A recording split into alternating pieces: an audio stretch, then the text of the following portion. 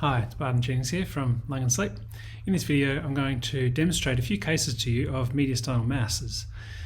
In the central mediastinum around the paratracheal region there are four main differentials for what could cause lymphadenopathy or a mass around there. The first one is the benign condition of sarcoidosis. The second one is metastatic cancer, usually from a lung cancer. Lymphoma is always a possibility but much less common. And in certain demographics, tuberculosis can also present with mediastinal lymphadenopathy or a mediastinal mass. I'm not going to talk in this video about the anterior mediastinum because the differential is different there, where it includes lymphoma being more common, as well as thymoma and thymic carcinoma, as well as teratomas or germ cell tumours. So I've got four great cases to demonstrate different pathologies that have been diagnosed on EBUS of paratracheal lymph nodes and mediastinal masses. Hopefully you find it interesting and learn something from it. Okay, let's go. Here's the first scan to have a look at.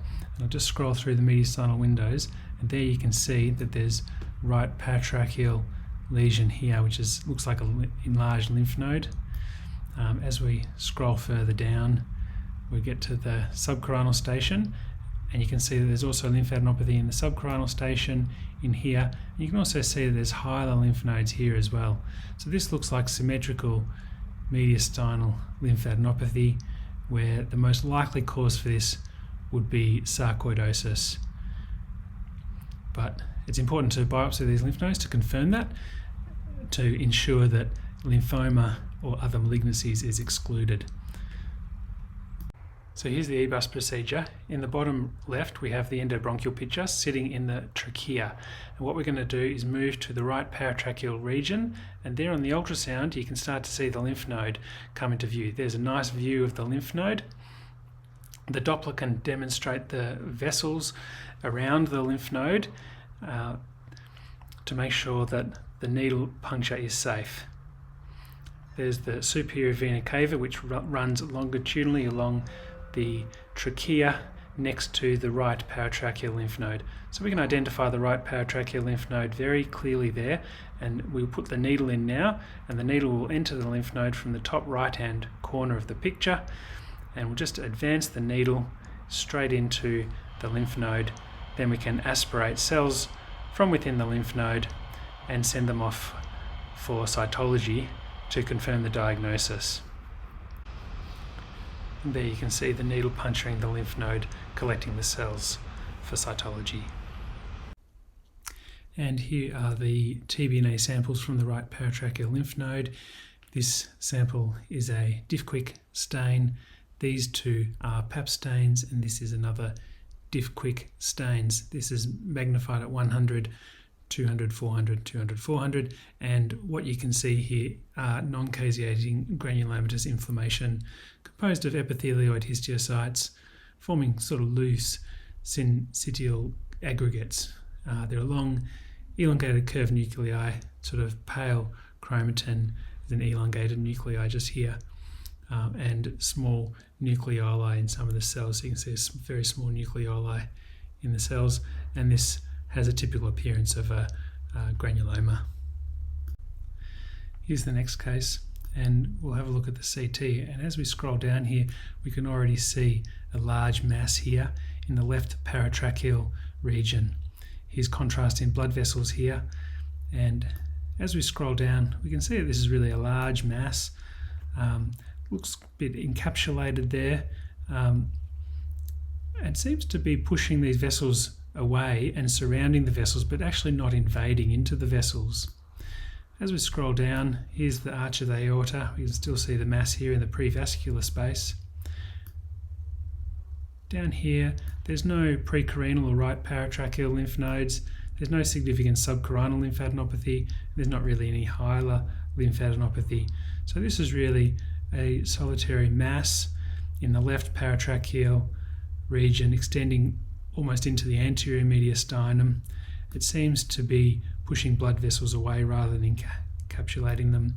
And we can biopsy this using EBUS once again by sitting the EBUS scope in the trachea here, and using the ultrasound we'll be able to visualize this mass and very safely needle it.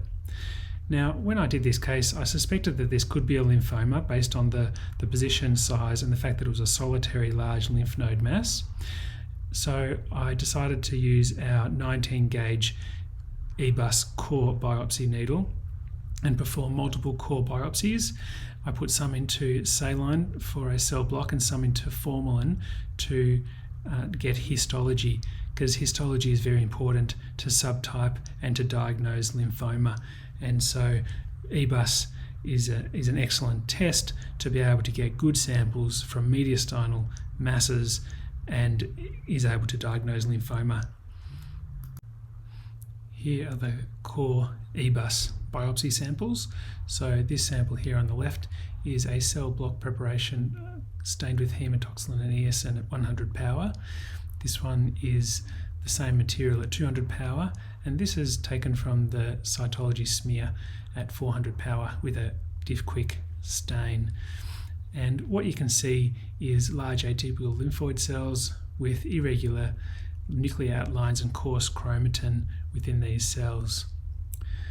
To have so many intermediate to large lymphocytes, as you can see here, without admixed small lymphocytes is abnormal, and this indicates non-Hodgkin lymphoma. The cells are not cohesive, so they can't be carcinoma cells. Melanoma can also present as discohesive large cells like this, but there is no cytoplasmic melanin pigment, and melanoma nuclei usually have a different morphology.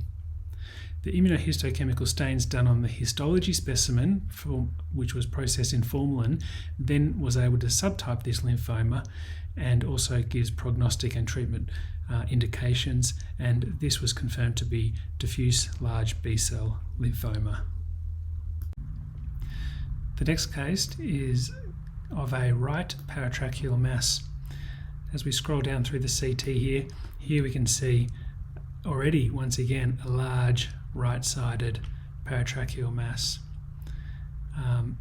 Here that seems to be putting some external compression onto the trachea there.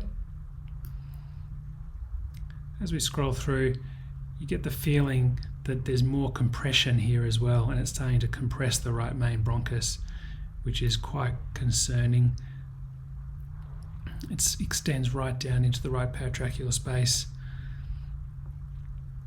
There's not really any subcarinal lymphadenopathy, no hilar lymphadenopathy. So once again, this is a solitary large mediastinal mass. Slightly different with this one is it's got much more irregular border to it. It seems to be invading more. It's invading right into the mediastinum. It seems to be pushing blood vessels out of its way, but it also seems to be invading blood vessels. And look how it's really narrowing the pulmonary arteries here. Here's the superior vena cava, and it seems to be pushing the superior vena cava away, but it's also invading. See how there's irregularity there where the mass is actually invading into the superior vena cava. So this is a very different mass from the previous case, and I suspect that this is more likely to be a small cell carcinoma given its appearance and invasion.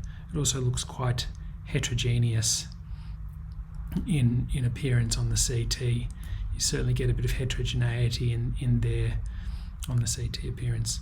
So once again, we use EBUS to biopsy this, and that should give us a result. And at the same time, we can also inspect the central airways. And here's an endobronchial picture with the left main bronchus and the right main bronchus. And you can see that the right main bronchus is, as it appeared on the CT scan, quite narrowed from external compression from this big mediastinal mass in the right paratracheal region. Here's the EBUS image, and so here's the ultrasound image. Here's the needle coming into the mass, and you can see that this is all mass here, and it's quite heterogeneous. There's areas of different echo texture showing that it's heterogeneous, and this is very consistent with a cancer. And here are the TB&A samples. So here's the H&E stain that shows lots of large and cells with a lot of heterogeneity. There's nuclear molding. You see how the nuclei mold into each other.